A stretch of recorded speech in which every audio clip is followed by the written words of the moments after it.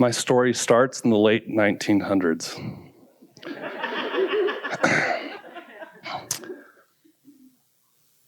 It was post-Cold War, still fresh in everybody's minds, and nobody knew what the next threat to the U.S. was going to be. And my parents took me and my brothers and my sister to Iran, Texas. We stopped at the Alley-Oop Adventureland Park. I saw a caveman wearing a top hat, smoking a cigar, and his pet dinosaur, Denny, if you remember Alley-Oop, if you're as old as I am. And here's where I really age myself, the age of 5 to be exact. And on one side of this park, there was this rocket ship. And I saw that rocket ship. It was a jungle gym, bars close enough together that a kid couldn't fall out, so I knew it was safe. And I was determined I was going to climb to the very top on the inside of this rocket ship. And I was going to be brave, and it was going to be glorious, and everybody would praise my name. And I crawled underneath because this is the only way you can get in. It's low enough to the ground. Only children can get in. And there's a hole and ladders with different platforms you can climb up to. And I went all the way to the top.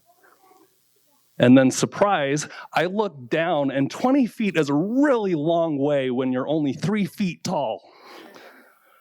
And I froze. And I knew I was going to die.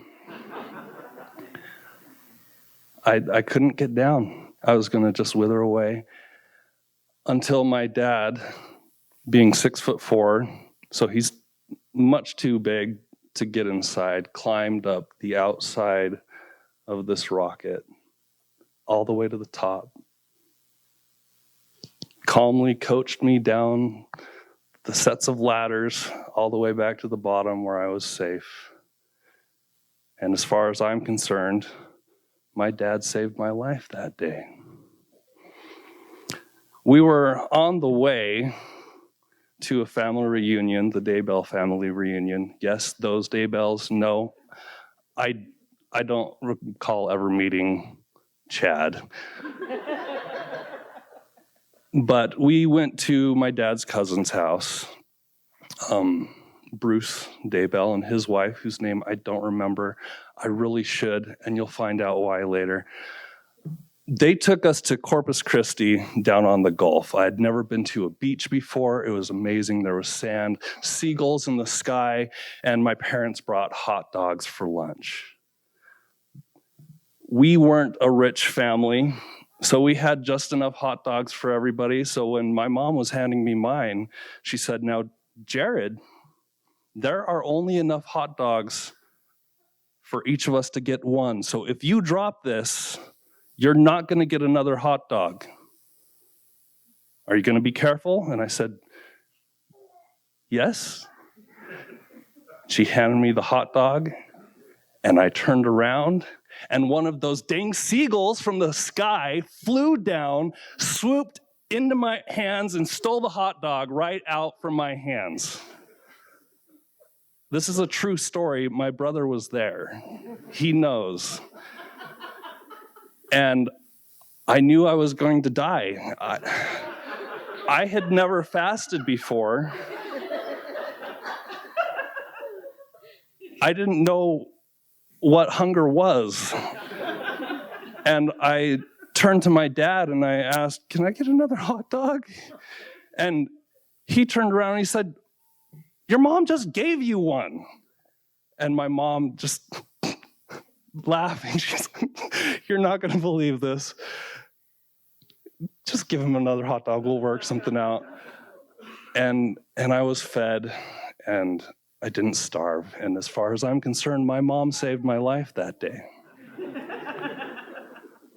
Later that same day, at least 30 minutes later, because you're not supposed to swim right after you eat, my dad was out in the water with my older brother and sister, and they were splashing in the waves and having fun.